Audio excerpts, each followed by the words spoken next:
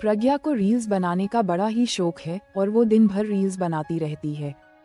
खाते पीते घूमते फिरते घर में कॉलेज में रील्स बनाने के चलते प्रज्ञा पूरे कॉलेज में हाईलाइट है और लोग उसकी रील्स को पसंद भी करते हैं। और एक तरफ मनीषा प्रज्ञा की चिंता में डूबी रहती है।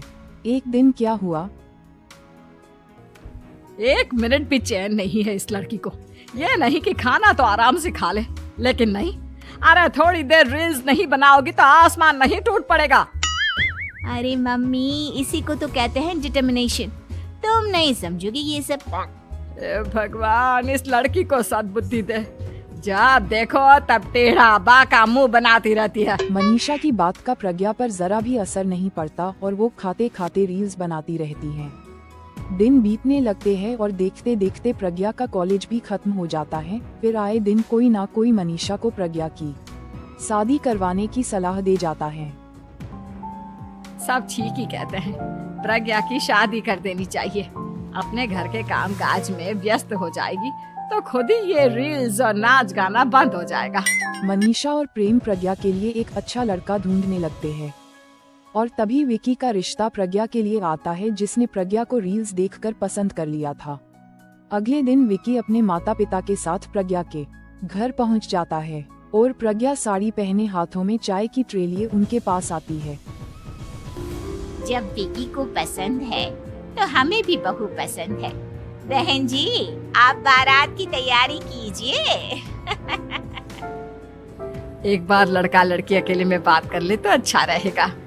हाँ हाँ, क्यों नहीं। मनीषा विकी को प्रज्ञा के कमरे में भेजती हैं, जहां प्रज्ञा रील बना रही होती है।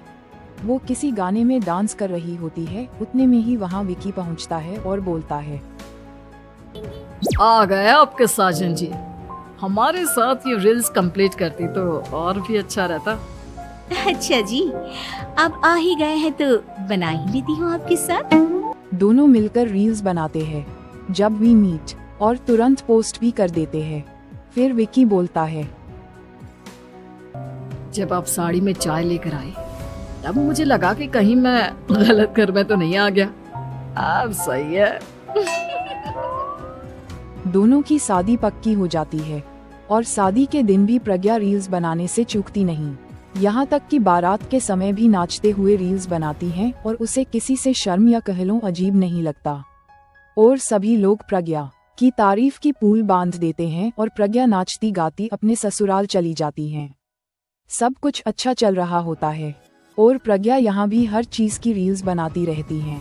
लेकिन कुछ दिनों के बाद जब सुनीता कहती है, बहू, ये रील्स के साथ साथ कुछ काम भी कर लिया करो।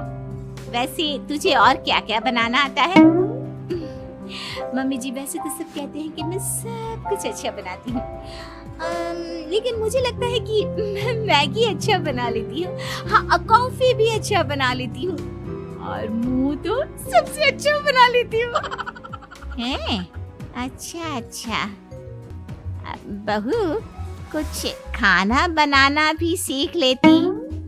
मम्मी जी, मैं लंबी प्लानिंग कर रही हूँ। जल्दी ही मैं इतनी फेमस हो जाऊंगी कि मुझे पैसे मिलने लगेंगे। हम दोनों सास बहू राज करेंगे, राज। नौकर काम करेंगे और लोगों की तो लाइन लगेगी हमसे मिलने के लिए। तेरा दिमाग खराब हो गया है क्या बहू? हंसी मजाक तक ठीक है, लेकिन इस तरह घर नहीं चलते। जितना जल्दी हो इस घर के तौर तरीकों को सीख लो। प्रज्ञा मुंह घुमाकर चली जाती है और तुरंत उसी वक्त एक रील बनाती है और डांस करती है। ये देख सुनीता का गुस्सा 7वें आसमान में होता है। उसके बाद जैसे ही विकी घर आता है, वो विकी को वो सब कुछ बताती है और विकी भी प्रज्ञा की इन हरकतों से परेशान हो चुका होता है। तुम टेंशन मत लो मम्मा, मैं देख लूंगा। विकी कमरे में जाता है तो देखता है प्रज्ञा रील बना रही है। विकी बड़े ही प्यार से प्रज्ञा से कहता है, प्रज्ञा, इन सब के लिए मैं तुम्हें मना नहीं कर रहा हूँ, लेकिन फिर भी हर वक्त तो ये अच्छा नहीं लगता ना। समझने की कोशिश करो, मुझे भी तुम्हारा थोड़ा वक्त चाहिए। मैं जब ऑफिस से आता हूँ तो मुझे समय देने की जगह इसी में लगी रहती है। तुम ज्यादा ही सोच रहे हो।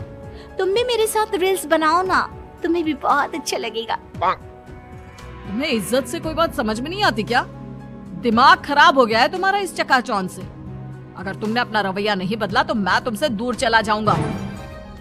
तुम ही रिश्ता लेकर आए थे, मुझे लड़कों की कमी नहीं थी और ना आज है। विक्की गुस्से में दरवाजा पटक के चला जाता है। बाकी अगले एपिसोड में देखेंगे।